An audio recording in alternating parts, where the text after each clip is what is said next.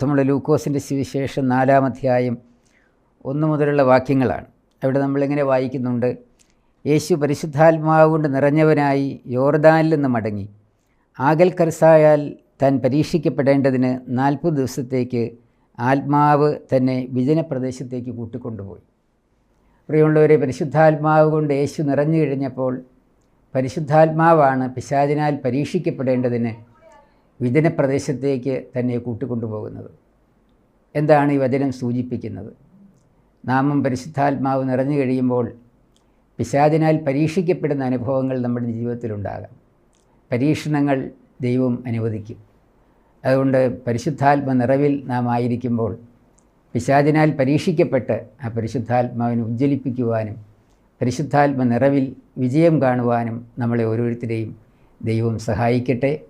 അതിനായി നമുക്കൊരുങ്ങാം. അതിന് ദൈവം നമ്മളെ ശക്തിപ്പെടുത്തട്ടെ എന്ന് പ്രാർത്ഥിക്കും.